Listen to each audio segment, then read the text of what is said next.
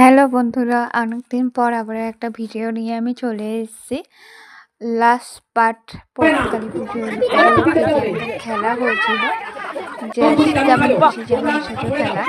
তো আমি সেইটুকু ভিডিও করতে পেরেছি, যতটুকু যেমন সেই খেলাতে মানে সবাই অনেক অনেক জিনিস কিনেছে। খুব ভিড় ছিল, আমি ওই জন্য মানে ভালো সেরকম দেখাতে পারিনি।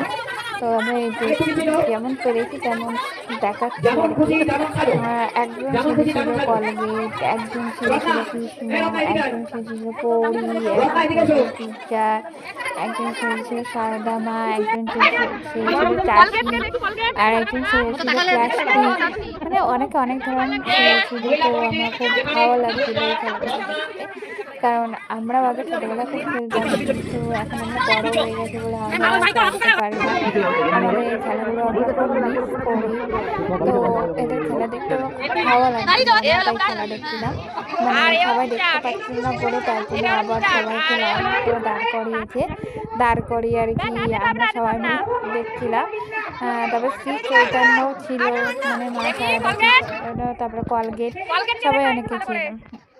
কিন্তু খুবই ভালো লাগছিল। প্রত্যেকটা বাচ্চাকেই খুব সুন্দর লাগছিল। কোশ্চেন জিজ্ঞাসা করেছিল আমার একটা পিসি, তো প্রত্যেকটা কোশ্চেনে অ্যান্সার দিয়েছিল।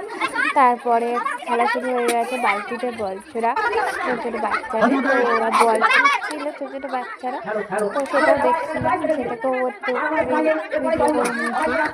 তো আমাদের এখানে প্রত্যেকবারই একটা না কিছু হয়, আর মানে প্রতিযোগিতা হয়। সেই প্রতিযোগিতায় সবাই অংশগ্রহণ করে আর কি। আর প্রত্যেকটা দিনই আমাদের মজা হয়, আনন্দ হয়। হ্যাঁ, আমরা খুবই এনজয় করি এই পুজোটাতে। আমাদের পাড়ায় বলতে গেলে এই একটাই পুজো হয়, পৌষ পুজো। আর পার হয়েছে,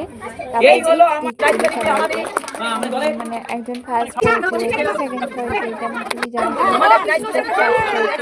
তারপরে কলগেট সেকেন্ড হয়েছে। মানে প্রত্যেককে দেওয়া হয়েছে আর কি। আর প্রত্যেকটা বাচ্চাই খুব আনন্দ করেছে, আনন্দ করে খেলেছে। আমরা প্রত্যেকটা বছর বই খেলা হয়, আর সবাই যেন আনন্দ করে। তখন আমার মনটা একটু খারাপ হয়ে গেছে, সবার খেলা হয়েছে যেহেতু আমাদের বয়সী মেয়েদের খেলা হয়নি। তো